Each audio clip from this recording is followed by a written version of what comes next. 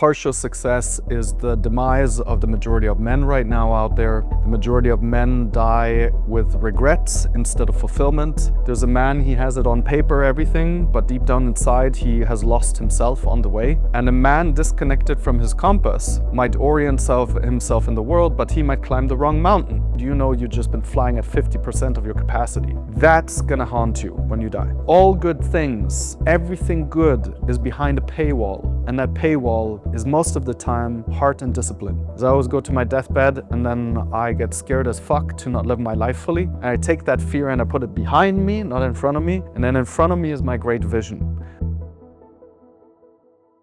So guys, we just had an awesome weekend together, Pillar 1, and we're gonna have a little summary right now. So it all just makes more sense because it's been 10 weeks together. And it's easy to forget or not see the red thread at times. So we bring this one here in for everyone to really understand the process. And we do this at each pillar as well to just summarize, bring it together so you really see the developmental arch and the storyline that we're creating here together at Seol. And so we are in the Seol code, the blueprint for true success. You know the storyline. Partial success is the demise of the majority of men right now out there.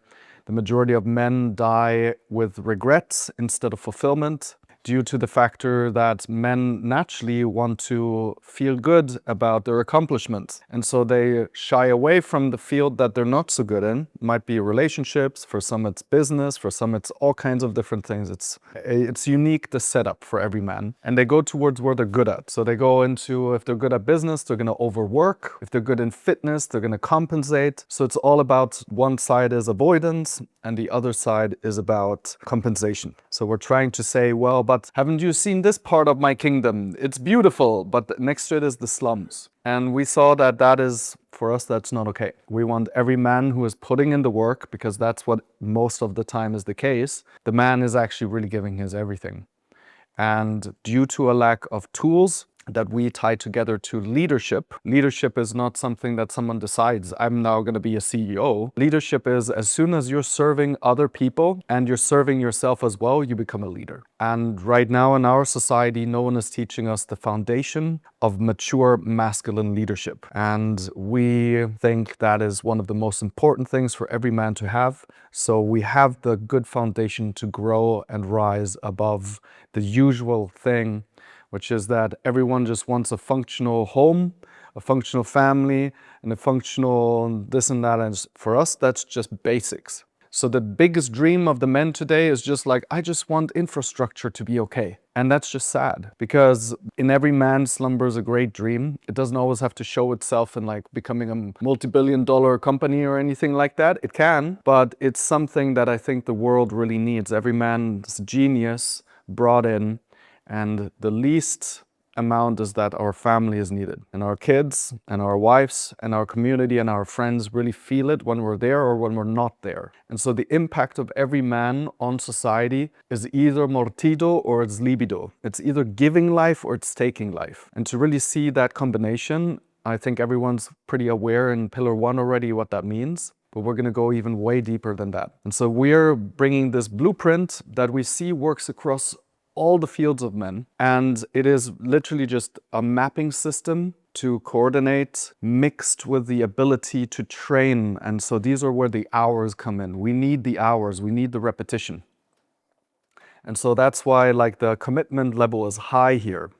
We're doing the opposite of what the rest of the world does. Everyone just wants to fix a nice little pill and say, here, this is going to fix your problems, but it never does. And we're going and looking at the root cause, and then we operate on the root cause, and we make the person strong in the fields that they are not so strong in, and we strengthen the fields that they are already strong in. And together we become a shield wall, because everyone has a shield in one arm and a sword or a spear in the other, and we can protect each other and we can defend each other. So now, Pillar 1 is foundation, and we're never going to stop working on the foundation. It's going to continue for the rest of our lives. It will change with the seasons. Yes, and things will be more important later than earlier. For example, status and wealth is usually very important in the earlier phases, and later it's really all about relationships and spiritual development and the development of the soul. But there always comes like different phases, different people. But we're catering towards all of them by just making clear what it is that we have to do. So P1, we start with self-mastery. And as you know, self-mastery is all about your physical, emotional, mental, and spiritual intelligence and how you train that in the outer world. So it's all about your inner world, but how do you use the outer world to train that inner world? And this is where we say this is the compass. This is the 7 inner dimensions. And a man disconnected from his compass might orient himself in the world, but he might climb the wrong mountain. Yeah, 30 years later, wrong mountain, and be unfulfilled. And like the stories that I know already, suicide, all types of things, because there's a man, he has it on paper, everything, but deep down inside, he has lost himself on the way. That's very, very hard to retrieve. And so here we're going sure that self-mastery gets the importance that it requires, which is being connected to your soul, your intuition, your spirit, your compassion, and also just knowing who you are. Because one of the saddest things I've ever seen is great men not knowing what they need. We just function. It just becomes our daily bread. It's just like, yeah, we just do this stuff. And then what do you need? And it's like, I don't actually know. Yeah? Grown men not knowing what they need. Super sad. And so from there, it always starts with the self-mastery. We master ourselves. And then we go into the most important thing right after, which is relationships. The relationship to yourself is the beginning phase. And we make that then very clear. And then we equip people with the thing that, in my opinion, everyone should have taught us as we were little kids, which is how to shut the fuck up and listen. How to listen, reflect, share impact, and know how it feels when we're connected and not. Because talking about information is the lowest frequency of connection that we can have. And being relational, meaning like, hey, how is it to be here together, is the deepest form of connection. And if we don't know it, we just blabber all day about information and wonder why we don't feel some connection to each other.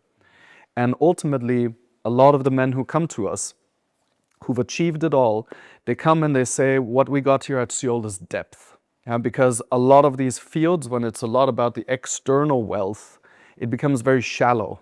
And shallow just doesn't feel alive. It just feels shallow. And so depth is when you have these conversations that like illuminate and make you feel alive and like, wow, I love this here. And it's not about data and it's not about information. It's about how are we doing together in this here. And very often this is also the key issue with our wives and our partners and our children, because they're yearning for that connection. They're not super interested in data. Yeah, that's us. We like that. I mean, I like data. It's awesome. Like reading books and having information, but that's not what makes our kids feel like they are being loved. So we move into those different pieces, fitness and longevity, because what do you have without your health? Purpose, mission, and career, because hey, like if you don't know your purpose and it's not connected to what you daily do, like sometimes your career might just be a money creation. It might just be that. But there are ways how you can fuse it all together, if that's one of your callings. And then you can see what can you actually do to align those pieces. But a man without a purpose is a dog without a purpose. And I don't know if you've seen a dog without a purpose. Yeah, they're depressed. And they dig holes everywhere and they bark at people because they want to do something. Like sometimes they then find some little duck chicks and they protect them and then it's the happiest dog in the world again. And it's kind of funny. And then with finances, super critical, but the majority of men in Seol, they don't really have a financial issue. Yeah, and that's also like on purpose, because most of the time when people don't have financial issues, they already have a certain amount of discipline, and they have a certain amount of work ethic that is required for the level that we play at right now. Yeah, we're going to help men later also with that, but it's the most basic problem to solve. And the finance area here very often is that some of the wealthiest men I know are the ones most in fear about their finances. So they're already on land, but they're so scared to lose it all. And they can find themselves incarcerated. So they have a lot, but they feel like it might be gone tomorrow. And obviously you can imagine how that is for the nervous system. And we have mentors and allies. It's the hidden mark that we see the majority of men right now. This is a big one. Like after analyzing the hundreds and hundreds of questionnaires of men who have applied and are in Seol, so I analyzed their maps and what they write. And mentors and allies is one of the weakest performing. It's under like a 5 point, so it's like 4.41, I think it is, from 10 in all of the men that are being brought in. And so the worst is like around 4 to 6. Those are like the lowest rated areas. So a lot of men out there with a lack of mentors and allies in their life. And that's just called loneliness. That's male loneliness. And it's also a lack of teachers and people that really understand them and help them and see themselves. Life management, probably the most like boring sector if we look at it, but the one that yields the most effect, which is just how do you use your time, your energy, your attention, and your resources. And I always say like life management itself, like I don't listen to people, what they say. I mean, you know that I listen, right? I shut the fuck up and I reflect, and you know that I'm listening. But what I really listen to is how you spend your time, your energy, your attention, and your resources. And that tells me everything.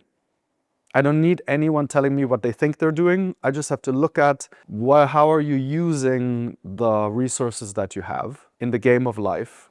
And I know everything about you because it's all a reflection. So this is one of the most important pieces and always where we end when working with men. And then the last one is obviously service. And service is like once everyone understands their power, like we avoid our power because it also often means that we have to hold it for a long time. Yeah, we need to be in service. And for a lot of us, it's a drag because we really haven't understood like what it brings. And so service is the pillar of joy in a man's life. Beyond like making money and hanging out and doing all nice things, the real thing that lights like the spark up completely is finding something you love more and serving that something. And when that is done well, that's a perfect recipe for the blueprint of true success, true fulfillment, and we can see the progress there over and over. So we're just ending right now in this pillar 1. And you had subgroup meetings, always like 2 guys and one of the P2s training you. Your next round gonna be that P2 training the new P1s or each other. And that's gonna be mixed, so you learn how to facilitate one-on-one and groups. And some men are like, yeah, but I don't need that for my job. I'm like, think about it. Every single get-together with one person is a one-on-one meeting. And every single get-together with you and other people is a group meeting. So there is only that. And you're either knowing what you're doing or you're not. You can lean back and be passive, which is cool, or you can be active. You can be part of creating containers, or you can be part of ignoring them. But they're always happening, same as gravity. It's always there, if we're calculating it or not. So these are the pieces that we just went through together. And we're now also at the physical weekend retreat. And the ones who also had one-on-one coaching, you also had those sessions where we've been doing quite a lot of progress. And this was just the first 10 weeks now. And we're gonna do 3 times more. We'll do 3 times more, but it's gonna be different. But the main line here is over and over. We are having a clear map. X, this is where we're at. And the star at the top right is where we are going. And to do this well, we need to understand ourselves because we're like the compass. And the destination needs to be formed. And the destination may change as we go. It's not like a fixed, it's like one time I determined it and now I don't have to check again. It's like it's an ongoing exploration, refinement, calibration process. So this is what we want to install as an operating system in every one of you. Because somehow we can easily get lost if we don't put the values, priorities, layers of what really matters in place. And the last time I checked, the most of us are totally bogged down in day-to-day life to do this work that is clearly high-level intelligence execution. And it takes time. So if we're always just operating in survival mode, we're never going to go into thriving mode. And thriving mode needs time, it needs resources, needs energy, and it needs to be put in. And once it's there, we can clearly see a man with a vision, with clarity on where he's going to go, where he came from, and then how we get there, we figure that out together. So why are you going and what are you going to do is way more important than how. The how is going to figure itself out, yeah? Because it's just one step at a time. If you look at the Himalaya, you're like, oh, maybe I don't do it. Yeah? But if you just think that it's one step at a time, it's actually pretty okay. So for that, we've been gaining clarity. So clarity is just like, oh yeah, clarity. But clarity is just imagine the fog lifting and you see clearly what it is that you need. And to define that in short, it is knowing what really matters to you. Like what really matters. And I think we can easily get lost in trivialities. And I mean, most of you heard probably about the stories at men's deathbed. And if you haven't, just check them up, because it's always the same. It's pretty much the same. And when are we going to start listening and learning from our elders and the ones who came before us and our ancestors? Because they kind of already mapped it out, what is really important. And no one said, I wish I would have died around my lawyer, my accountant, and my doctor. It's not what anyone ever said. So we know what really matters, and then seeing the truth and pursuing the truth as a man is like just a baseline. And that means we need to live the truth too. So we cannot just fake our way through things, and we cannot like tell lies or be half there or all this stuff. We need to be really, really freaking honest with ourselves. And that's hard because a lot of us, including me for a very long time, for years, I've been living a pretty shitty life. And like to be honest with what that means is hard. It happens no matter at what stage we are. We're going to see that we were limited by the stage we were in. And then we're going to have to face that and take accountability and change. And for that, the truth is necessary. And then with that, imagine you know what really matters and you see the truth clearly. And then you have the power to choose. And through that power to choose, new again and change. That's really what it means, because the power to choose just means you're probably going to change, and you're going to change your ways, and you're going to do it whenever and however you need. So just because you were that way for a long time or you built your identity around it, that is not a reason to stay where you're at. It's really like recognition, and then we pick new and we act accordingly. And that is real science. Yeah? Science was never around holding outdated beliefs, like we're seeing everywhere right now. It's like, no, new information, new operating system. We upload, we're constantly uploading our technology, but hey, why don't we upload this technology over and over, especially this one up here? In other words, what we are all, at least I'm definitely looking for it all the time, is the opposite of confusion and being lost. And that's like one of the key pieces. And if we look at the 8 aspects of true success, it's like there might be 1, 2, 3, maybe even 4 areas where you don't feel lost and confused, but maybe in all the other ones. And that's what we want to eradicate. That everything has at least its baseline of clarity and action and what has to be done. And you can tell me if we've achieved it so far in the 10 weeks, the first layers of that. Yeah? Amazing. So here we're also going to define a little more what is a truly successful life. We just would say, and this is what we can look on, these are just us getting together on a term that we probably can all agree on. Yeah, so I'm keeping it extra like really like the common denominator, because we're all unique, but underneath the uniqueness, we're all the same. And that similarity I want to bring out because we need a uniting flag. We need a uniting element that brings us men together, despite whatever anyone else says. And despite our religions or our ideas about where we're going and where we're heading, because ultimately living a truly successful life is living life on your own terms. We're all looking, in other words, men in the past would call this freedom. No. So it's not dictated by someone external. We can actually live our own way.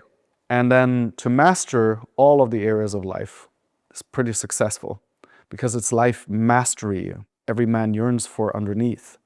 It's just you get the results you're looking for is life mastery if you want it in other terms. You want your family to feel loved. Why is it not fucking happening? What am I doing to create something else than my family feeling loved? Or what am I creating in my body then that is not feeling at ease and creating dis-ease? And you can go through the 8 aspects of true success and just look at why is it not working? Yeah, you haven't mastered a certain level because for other people it's working. That's it. And then to die with fulfillment instead of regret. I think this is like the ultimate piece that every man can go to. We always think we're living for others. The truth is, ultimately, when you die, you're not going to be going around and asking, like, like imagine you just died and you're like, did I do it? Do you think I did it? Only you will know.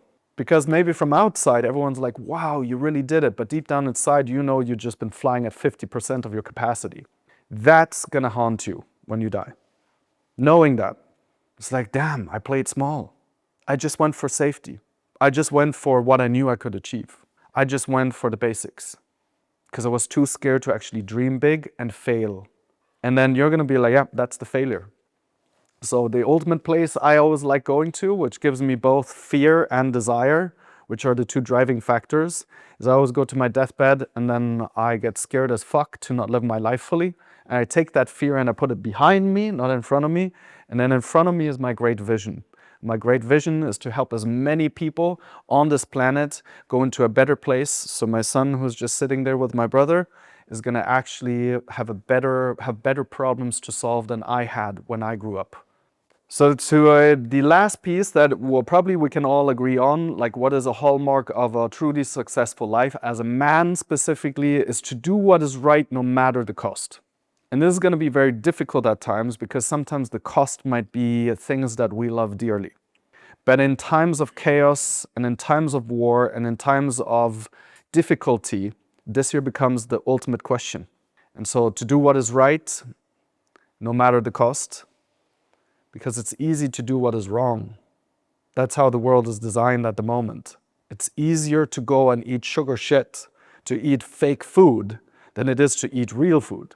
It's easier to be weak and complacent than it is to be strong and free. So all good things, everything good is behind a paywall. And that paywall is most of the time heart and discipline. So we're just bringing that in here and reminding everyone that, yep, the easy way out is probably the thing that's keeping everyone stuck. So these are pieces. Who's with me on these here? Did we nail things that we can all agree on, right? Yeah. The only thing is, it doesn't mean it's easy. And that's why we need each other. Because I know that I need you guys to help me stay on my path as much as maybe you need me and vice versa in between each other. Because at times it's going to be like, oh, if no one's watching, I'll take the easy one out. Just this one time. And then it's another time and another. Sneaks in. So for this one here, we brought you to the 4 corners of awareness. The 4 corners of awareness is, again, part of this whole mapping system. We're just making super, super clear that the basics of the laws of this life as a male human are understood across time. So it's not going to matter if this is 1,000 years in the past or in the future. It's always going to be the 4 corners of awareness unless we evolve into something completely new. But there's an inside experience with your awareness. There's an outside experience in your awareness. And then there's you can narrow down on like a thing, like my little tiny pinky finger. Or I can narrow down on the feeling and pumping of my heart or the feeling of my breath inside me. And then I can also have a broad vision. So I can take all of you in at once, or I can take broad everything that's happening inside of my body. And then at the center is consciousness, it's awareness, it's remembering again that at the center of our being, there is not any of this here.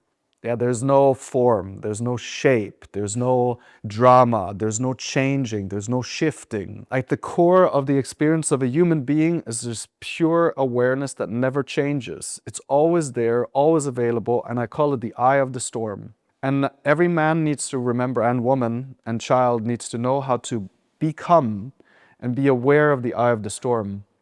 Because the rest is just always changing, right? I mean, just take 1 second and try to note everything that's happening inside of your body. It's huge, right? It's trillions of processes happening that we cannot even detect. And then outside, there's trillions of processes happening that we cannot even detect with our limited awareness. But if we go to the center, we can be at peace. And we know that there's something infinite inside of us. And that should change the way that we operate, in my opinion. At least for me, it always does. So that's what we bring in here over the corners of awareness. And then we've developed a map. And the map at the center is the 7 inner dimensions, which is the compass. You are the compass. Your connection to yourself is what navigates you through life. And outside is the 8 aspects of true success, which are helping you navigate the external world too. We could also just take away the 8 aspects of true success and you just focus on self-mastery. But it's a little too abstract for our Western minds that are so wired for conquest. Yeah. So that's why we wire it that way. Truly, it's all just about the inner world because it's going to be a reflection. But if we don't bring in the way how we can do it in the outer world, a lot of people would just not resonate with it over here. Over here meaning in the West. Yeah, in the East, people practice that. It's part of culture. Here it's been extracted. So we're bringing those fusions of the inner and outer world in, as you see, because it's part of awareness and the way that we operate. To remind you of that, outside is the densest layer. It's the most clear, the physical realm. No one's like guessing like, oh, does it exist or not?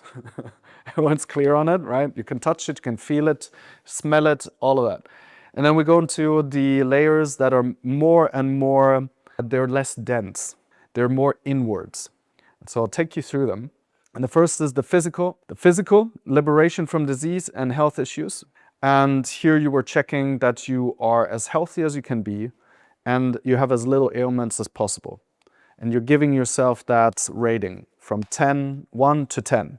That you can do on the Seol map any given time. It's automated. So you can just check how do you feel like you're going to do it now again at the beginning of pillar 2. So every pillar you do it so you can actually measure your advancement. And you can see also where is it declining and you can see, oh, I actually care more about my relationships right now than I care about the finances. So finances maybe went a notch down and maybe relationships went 3 notches up or however you choose to allocate your time. And so physical, everyone's clear on that one. And then emotional, and here we're talking about full connection to yourself and your emotions, and you can express them. Yeah, because emotions are not bad. There's nothing wrong with it. It's actually the thing that drives every man underneath the pretension of logic. Because we're just using logic to support how we feel. And so energy in motion has been our mother tongue way before words came. If you're the ones who have kids, you know, you just see it. And then you know it's all about the emotions. And then the mental plane is amazing, right? If it has a constant evolving rational mind. So it's willing to learn and change. And it also wants to live with the many types of truth and is connected to the heart. So ego construct, a lot of people are like, ego is evil, it's wrong, you need to kill it and all that stuff. And if you've ever done it and killed your ego a few times, you're going to notice come back. Because it's part of the human experience. Because if not, we're just like floating in a very weird space and we don't actually do much with it. So the ego, I see it as a vehicle that helps you become the person you would like. So this year, where it has been misunderstood is that the majority of people, the ego evolves on its own without you designing it. As soon as you become a co-creator of the ego, that's where the fun stuff happens. You can, like using clothes. I mean, it's like going naked around. Of course you can go naked, but then the rest of humanity will feel offended. I know we're a little weird about that, right? But that's the way it is at this point in time. But we like wearing clothes. An ego is like wearing clothes. And you're aware that you're wearing clothes because underneath it, we all know we're naked.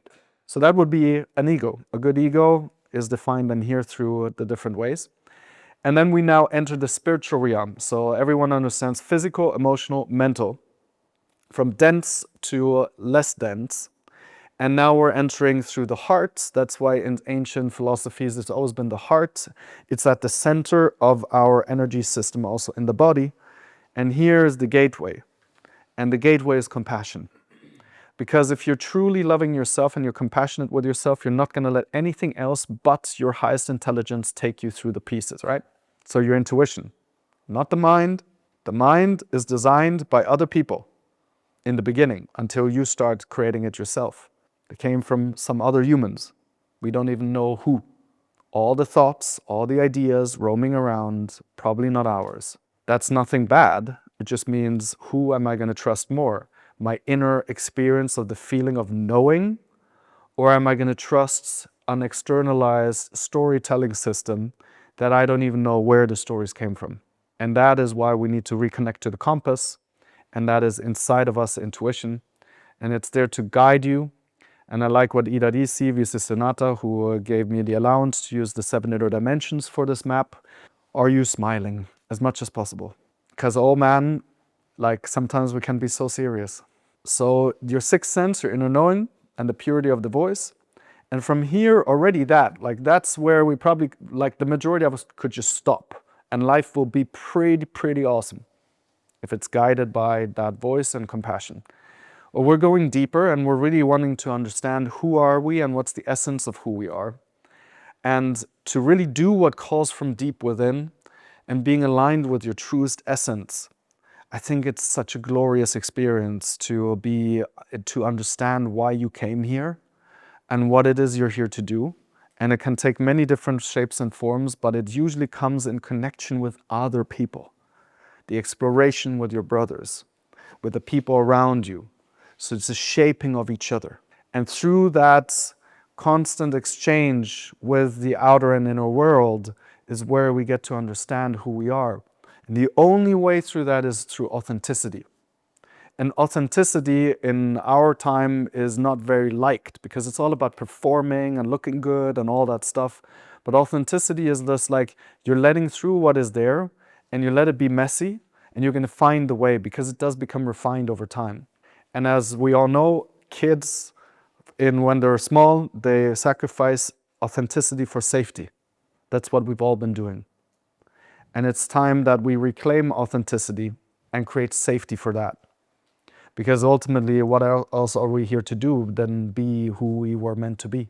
And that's power. And that leads us then ultimately, once we understand that we are a droplet and what droplet we are, and we're living that, there's a wider context that evolves, because ultimately it's not going to be about your traumas anymore and about healing and all that stuff that some people say in the endless cycles of whatever. It's just like, you're like, yep, that's what happened to me in the past. You don't make it a big deal anymore because you understand that it has been what shaped you. That's it. It's like, oh yeah, I have this trauma. Say, yeah, it's okay. We all have trauma. Trauma is just like, yeah, something hurt in the past, I couldn't deal with it, and I'm still working with it now. Well, but you could also just focus on changing the behavior around it, and then let that be a part of your storyline that defined who you became. And the soul is gonna then open up, because once you're not hiding away from the pain anymore, not suffering. Suffering is something completely different. You can choose if you suffer or not, because pain is pain, but suffering is saying no to the pain. You're trying to avoid what is there. The pain is there. And so the pain itself, once pain is not a problem anymore, your soul, meaning all the other parts, all the other layers of existence that you're a part of, actually open up to you. Because if I say no to the pain of this lifetime, how will the pain of other people or my surrounding be able to, how am I going to hold that? And that's why I'm also not a big fan of going into healing your trauma all the time, because imagine maybe your soul shows to you that there's way more lives inside of you than just one life. And then you need to deal with thousands of lives of the past and you need to heal their trauma. Yeah, you get the gist. I don't think life is there for that. I think it's there to be lived to the best degree with whatever intelligence we have available. So the soul, elusive thing, it's the unmanifested part. So if we use Jungian psychology, it would just mean the subconscious. And in the subconscious, you have all imagination, but you have also all of history. So everything that ever was and will be is actually available in that space, in that time. Because as we know, time is not linear. We're experiencing it as linear. And so this is a very difficult field for the thinking mind to be taking in. And that's why the access to the higher spiritual realms is not the thinking mind, because it's not logical, because it doesn't work linear.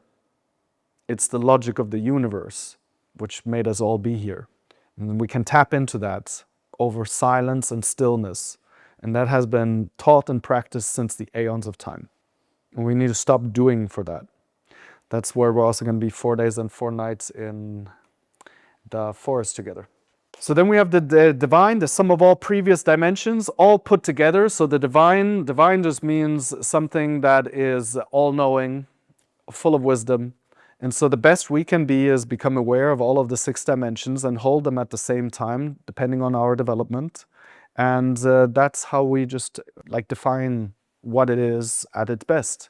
So at the center of our inner 7 dimensions, of our whole map, is the divine. Because the divine would know about everything and everyone and be fully aware that it exists. And the last time I checked, with everyone who I talk about this, or who I do the exercises of identifying the awareness at the center of our being, the consciousness, we all share that piece. No one's having a different experience of that piece. So at the center, we have all the same. And my assumption is that this consciousness that we all share is having an experience of being us, but it's actually interconnected intelligence that has access to every single thing that is happening at any given time across all times and ages and dimensions. And that's the field, the quantum field that we're all a part of. That's just my explanation of it. And probably it's too tiny, the way that I see it. But it makes me feel a part of the whole. And it helps me live a better life. So if it's true or not, it's just a story.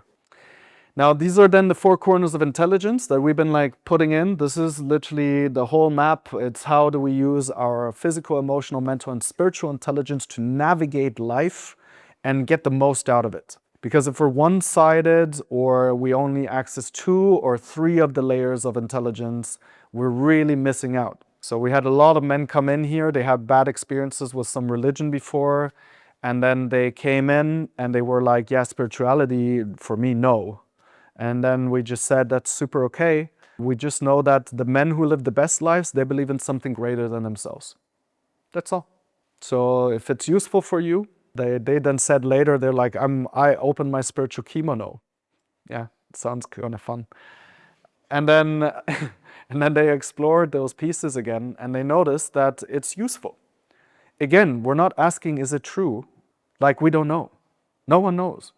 It's the whole funny thing. So, but is it useful? And we can clearly say that believing in something higher than yourself and that you're interconnected and that life is happening for you are very useful things, better than believing in nothing, which is a belief as well. And then believing that everything just happened on some kind of chance and everything's fucked anyways and all that stuff. It's not so useful. It's doomsday, because it doesn't matter. Nothing matters. Yeah, that's a belief. Everything matters is also a belief. Which one will help you thrive and get the most out of life? You can decide for yourself. And then we have the 8 aspects of true success. I'm going to just run through them really quick. And since we just had that in the beginning, so understanding your inner world, relationships is really having the tools for those relationships to flourish. Fitness and longevity is the foundation.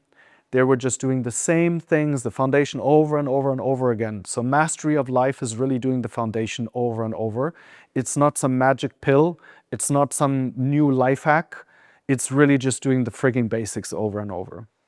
And for example, staying away from alcohol on a regular basis is a life hack that will multiply over and over and over. Same as every weekend drinking is gonna set your life on a trajectory where it's gonna suck more. Out of experience, we all know that. Or we're gonna act on it. And then we have purpose and mission. Living your personal legend is our way of seeing it. Each one here is a hero in our eyes, the hero's journey. And we're here to guide the heroes to their highest potential. And in my story, I'm a hero too, and I have guides, and you're my guides too. So we're guiding each other to be the most awesome that we can. And it's not oh, he is more there over whatever. It's just no, wow, he has that strength. Would love to learn from you, man. And like, wow, I have this. I want to share that with other people. A much better way of living in my idea. Finances, where we had that, mentors and allies, life management, and then service, to discover your deep love for serving something higher than yourself. And to share your gifts and talents that uplift the lives of others. It's all where we end up in. And this is where then leadership really starts. Because the moment we recognize what impact we have on our own life, it's massive, right? The biggest impact on your life is you. Captain Obvious, yeah. And then if you on you has such a big impact, you living your best life has a massive impact on the people around you. And I know that every man sitting here loves their kids, loves their friends and their family and everyone who is there. So it is a duty. If we really love the people we love, we're gonna fucking double down on this stuff and take it serious and master the frigging thing. And then bring that to everyone that we can and serve and love them to the depth of our being. At least that's my piece there. And for unlocking this clarity, we gave a process, and you can focus on the inside on these processes. And this is, you can do through contemplation and solitude, through meditation, through a vision quest. You can explore it through journaling, through going into nature and doing breath work, for example. And if you look at our week together, the hot is nature, the cold is nature, breathing is nature, food is nature, connection is nature. All of these pieces that we're using are elements of nature to just change our state. We don't need any externalized drugs to go deep and to learn about ourselves. We just need to sometimes close our eyes and feel what is true within without trying to go through all of the options and just feel this is true. It doesn't matter with logic. And it doesn't mean that we're not going through logic. Logic is an amazing tool. But inside, it's not the thinking mind that is the highest intelligence. And then outside, we explore the outside world, first of all, through courage.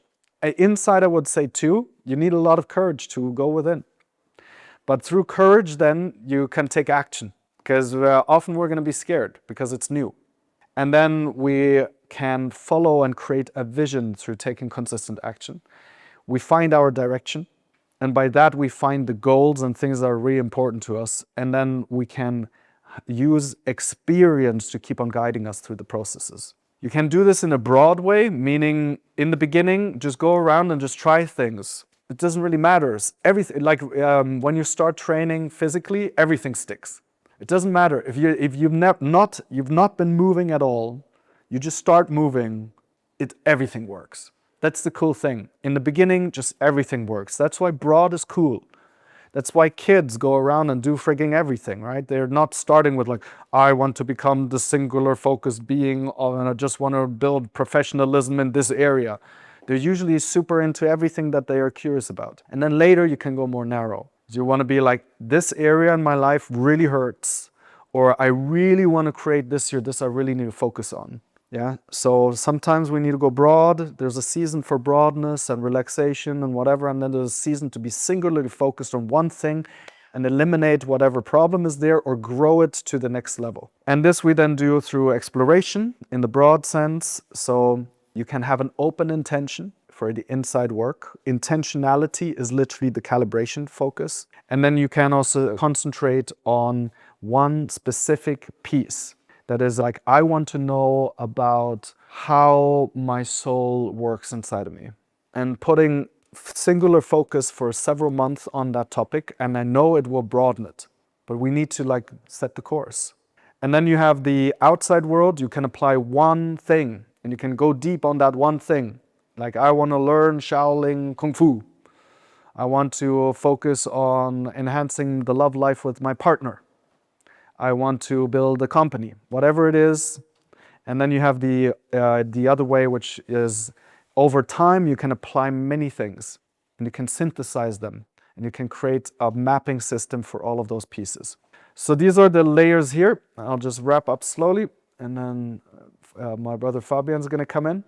So unlocking clarity, you have inside, you have outside, you have narrow, you have broad, and then you can concentrate and set focused attention on one thing.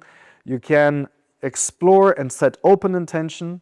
You can apply one thing and go deep, and you can apply many things and synthesize. Those are the tools that we have to navigate those pieces that we just put in there.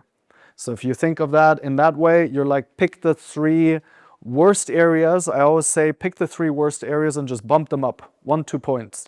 Can you do that with your life map? Just go to the lowest points and bump them up 1-2. Funnily, those areas bump up all the other areas you're good in too. Yep, because it's all interconnected. You're like, what's the weakest area? You might have like huge biceps and everything, but your feet are totally weak. So you go and you work on your feet, and at once the whole change has changed. So we understand that in physicality, but why don't we apply it in reality with the rest of the areas, right? And then the last process I want to bring in, so the clarity process. So this is how you use this map. So this is how you use the pillar 1. This is how you use the processes that we've been giving you. Is the clarity process. You can always start, where am I? Where am I really at? Just to double down on truth and honesty, and with location. So this is where I'm at.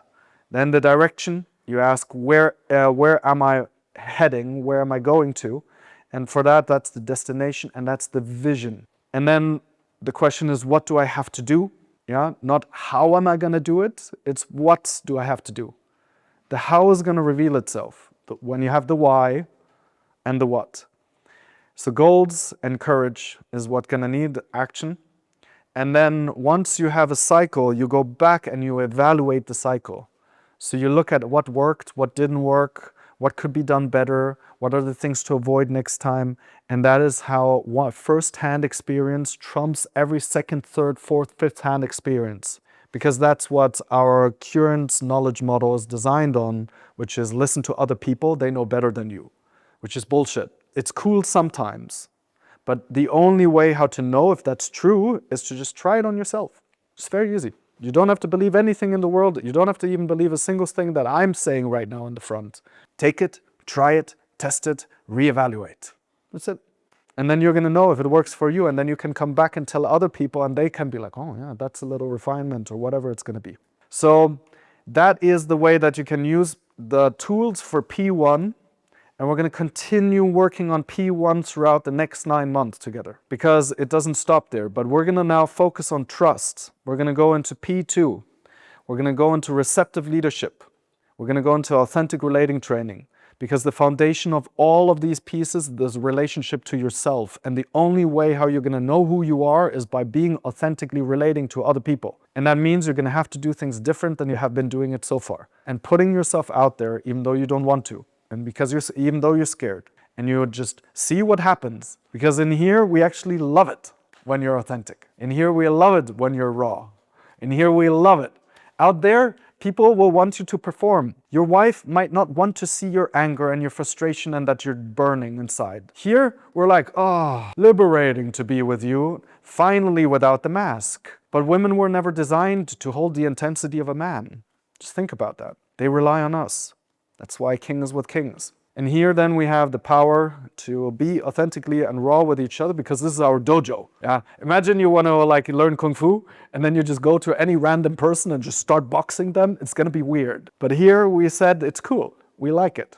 Here we can actually set up and we're going to spar with each other and grow and get strong. We have something, we're going to rephrase this, it's going to be an offer creation system, because knowing how to create offers doesn't matter if it's in business or in your private life. You need to understand that every time we're using something to bring it to something, we're creating an offer. Like Stefan yesterday with the concert on the 13th of April, it's an offer. 12th, thank you. On the 12th of April, it's an offer actually. And the way he frames it and puts it together is going to make you want to do it more or less.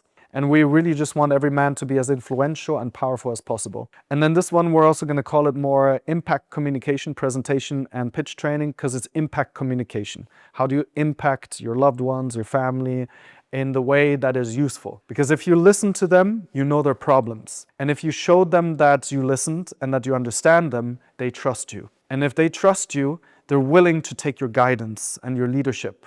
And how you do that matters. And that is the pieces that we're bringing in P2. You're going to have, again, subgroups together. You're going to be also facilitating your subgroups. You're going to have one-on-one leadership sessions where you're also going to be facilitating one-on-ones. And you're also going to have then success group where we're going to continue working on P1 every time. So we're going to go sure that you don't lose these out of eyes while we continue growing as leaders for external leadership. And then you're going to have a special place to share with each other about your experiences, because you're going to all face difficulties.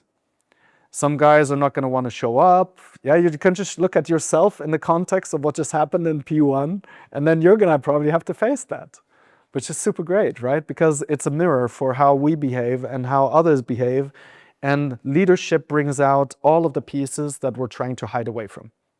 That's why it's so fun to do this the way we're doing it. And then we're going to go all together into a vision quest right after P2. So it fits very well together. So on midsummer, we're going to have a midsummer weekend, and then we're all going to meet after, and we're going to go for 4 days and 4 nights into nature.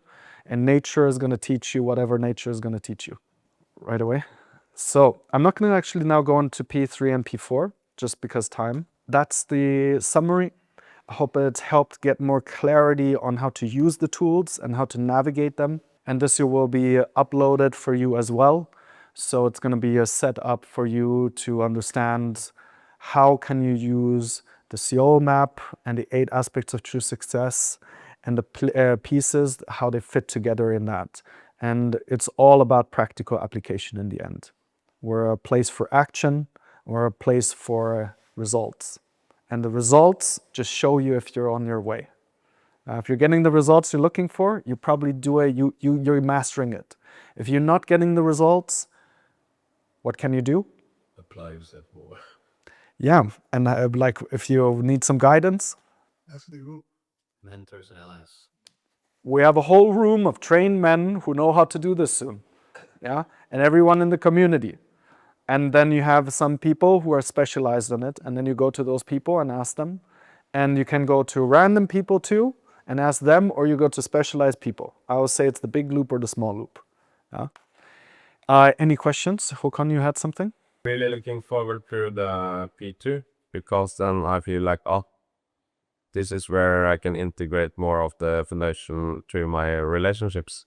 Yes. But my question is how to be selective, because we have limited resources. So I guess we need to be strategic on choosing lead dominoes and not waste ammo on the wrong things, right? Yeah. So then my question is, who are we going, how to filter people? It can be professional, it can be relatives, it can be friends with old friends, who to sort of, because leadership can be applied 360, right, to basically everybody. So who not to spend time, energy and focus always. It's easy to select up, but it's difficult to select out. Yeah. So if you would just apply the same process that we just brought in here, so you then take the question, how do I select the right people to put energy on? You take that as your map. The field is now my relationships and who I'm going to put time and energy on. And then you write them out for your business, for your private life, and you start mapping them. And then you look at them, and then you start sorting them according to priorities of where you're heading according to your vision. So this is like a process that is always customized. There is no one size fits all. So here it would you set the map, then you look at where am I at? Well, I'm spending a lot of time with people that I maybe don't matter to me so much. And then you look at where would I like to go? I would like to spend more time with the people that matter to me. And then what are my rules? And then you can set up rules and priority lists, for example, as a process. And you can see I will only entertain certain relationships that XYZ. Yeah? And then that's your mapping system and what you got out of it. So it's always individualized, because if not, it just might not fit to your life. Yeah? So if you follow that same process again, like how do you know? Maybe you don't know enough, then you just go and explore and you try some things out. If you're very clear on it, then you focus on one piece and you execute that one. See how that is always led. Like when you're able to get in more to the intuition thing, I think it's easier to select what kind of people you should have in your life as well. Spot on, Chris. Yeah. So like personally, I'm just like, I usually just feel it. I'm like, whenever I meet someone the first time, I listen to how it felt when I see that person, because I already knew who was gonna fuck me over later. Yeah, but I just ignored it because I said, "Oh no, you can't know." La la la la la. Now, if I sit in a meeting with someone who I'm about to do business with, for example, and I get the first feeling of like, I trust it, and I don't even have to know further. I stay nice. I'm not like they did anything to me. I just don't give them a field to do anything. And every single time, once I reconnected to my intuition, I knew everyone already who was gonna do it. And it sometimes came 5 years later. Like first time, I'm like, I just don't like that person. What is going on here? And it's not because they look like someone I don't like. I don't like that person. And then they're so nice, and I'm like, oh, they're amazing. Then I fall in love with them in like a brotherly love or whatever way love. And then later down the line, I get the beating. So And I make a very specific example. It can be the limiting belief of my mother, making her basically committing suicide slowly by accepting that she's old and not taking care of her health. It takes a lot of energy, not a lot of time. And it's like, yeah. absolutely. He gets conflicted because I love her, but my intuition says that it's not useful to let this take develop space. That's the whole thing. So then there you can have a rule where you limit time exposure to it. So if there's something negative but it's part of your family tree, I always say you just limit time. You don't cut people out because you love her, right? So then you don't cut her out, but you limit exposure. Also time spent on someone in your mind. Those are like the pieces that you can install there. I'm just gonna wrap up here because I need to pass it on to Fabian. So thank you so much for your attention, and we're going to keep on applying this, and this is really like the root piece I would like to install into your operating system. Yes? Everyone got like the main gist? Yeah? That's why we're doing the stuff that we're doing. Thank you so much. Yeah. Thank you.